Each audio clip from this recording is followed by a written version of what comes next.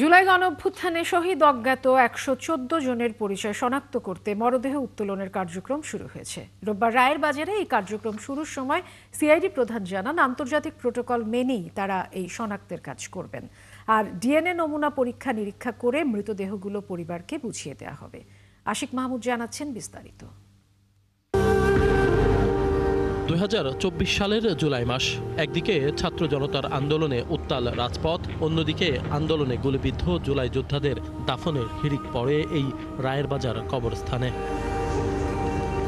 খোঁজ নিয়ে জানা যায়, জুলাই আগস্টের আন্দোলনের সময় এই কবরস্থানে বেওয়ারিশ হিসেবে ১১৪ জনকে দাফন করা হয় অত্যন্ত গোপনে। শেখ হাসিনা সরকার পতনের পর এটিকে জুলাই যোদ্ধাদের গণকবর হিসেবে চিহ্নিত করা হয়।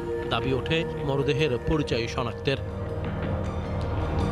ওই ঘটনার প্রায় ১.৫ বছর পর সকল আইনি প্রক্রিয়া সম্পন্ন করে আদালতের নির্দেশে অজ্ঞাতদের মরদেহ থেকে ডিএনএ নমুনা সংগ্রহের কার্যক্রম শুরু করে সিআইডির ফরেনসিক বিভাগ।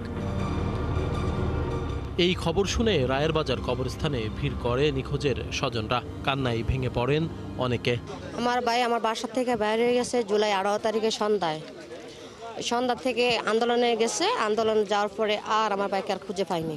এই রায়ের বাড়ি খবরে আমি প্রত্যেক সপ্তাহে এসে পড়ি, প্রত্যেক সপ্তাহে এসে আমি আমার ছেলের কবর করলে আমার ছেলের কবর আমি খুঁজি, আমার ছেলের কবর আমি এই পর্যন্ত পাই নাই। বিচারও চাই, কবরও চাই। আমার ছেলেটা কখনো কিভাবে মারি দিল, কই কার জানারা যা দিল, আমরা তো এটা খোঁজ খবর পাইলাম না। সকাল ১০টার দিকে গণকবরের পুরো জায়গাটি সাদা কাপড়ে ঘিরে শুরু হয় মরদেহ উত্তোলনের কার্যক্রম। এ সময় গণমাধ্যমের সাথে কথা বলেন সিআইডি প্রধান। জানান, মরদেহ উত্তোলন করে ময়নাতদন্ত ও ডিএনএ নমুনা নিয়ে আবার যথাযথ প্রক্রিয়ায় তা দাফন করা হবে। আমরা কবর থেকে লাশগুলোকে যথাযথ প্রক্রিয়া অনুসরণ করে যে প্রোটোকল আছে ইন্টারন্যাশনাল, সেইভাবে উত্তোলন করব। এদের মৃতদের পোস্টমর্টেম হবে, এদের ডিএনএ স্যাম্পলগুলো সংগ্রহ করা হবে, প্রোফাইলিংগুলো নিশ্চিত করা, আবার সেই সকল ধর্মীয় ভাবগাম্ভীর্য সবগুলো রেখেই আমরা তাদেরকে আবার রিভিউরিট করবো।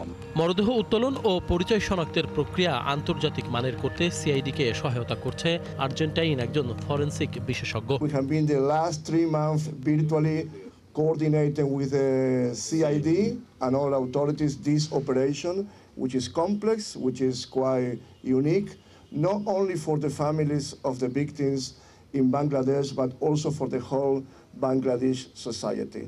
My work will be to guarantee the international standards are followed in this operation.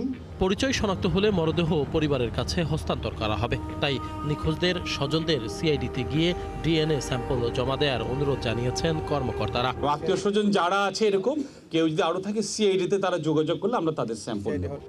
Ashiq Mahmud, ৭১, Dhaka.